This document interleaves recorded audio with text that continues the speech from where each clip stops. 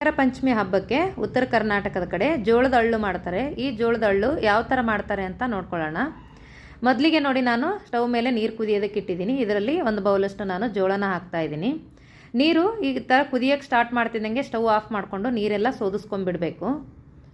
ನೋಡಿ, ನೀರೆಲ್ಲ ಕ್ಲೀನಾಗಿ ಸೋದಿಸ್ಕೊಂಡು, ಇದು ಬಿಸಿಲಿಗೆ ಅಥವಾ ಫ್ಯಾನ್ ಗಾಳಿಗೆ ಒಣಗಿಸ್ಬಾರ್ದು. ಇದು ಮನೆ ಒಳಗಡೆ ಈ ಥರ ಫ್ಯಾನ್ ಇಲ್ಲದೆ ಬಿಸಿಲಿಲ್ದೇ ಒಣಗಿಸ್ಬೇಕು.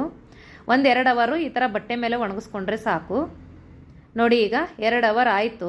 ಇದು ಯಾವ ಥರ ಹುರಿಯೋದು ಅಂತ ನೋಡೋಣ. ಈಗ ನೋಡಿ, ನಾನು ಕಡಾಯಿನ ಇಟ್ಟಿದ್ದೀನಿ. ಕಡಾಯಿ ಕಾದ್ಮೇಲೆ ಸ್ವಲ್ಪನೇ ನಾನು ಜೋಳ ಹಾಕಿ ಈ ಥರ ತಿರುಗಿಸ್ತಾ ಇದ್ದೀನಿ. ಈ ಅಳ್ಳು ಒಡೆಯೋಕ್ಕೆ ಸ್ಟಾರ್ಟ್ ಆಗ್ತಿದ್ದಂಗೆ ನಾವು ಈ ಥರ ಬಟ್ಟೆಯಲ್ಲಿ ಕೂಡ ಮಾಡ್ಬೋದು, ಬಟ್ಟೆ ಮೇಲೆ ಮುಚ್ಚಿ ಕೂಡ ಮಾಡ್ಬೋದು. ಈ ಥರ ಮುಚ್ಚಳ ಇದ್ದರೆ ಮುಚ್ಚಳ ಮುಚ್ಚಿ ಕೂಡ ನಾವು ಅಳ್ಳನ್ನು ಮಾಡ್ಕೋಬಹುದು.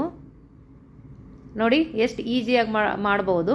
ಇದು ಉತ್ತರ ಕರ್ನಾಟಕದ ಕಡೆ ನಾಗರ ಪಂಚಮಿ ಹಬ್ಬಕ್ಕೆ ಸ್ಪೆಷಲಾಗಿ ಮಾಡ್ತಾರೆ.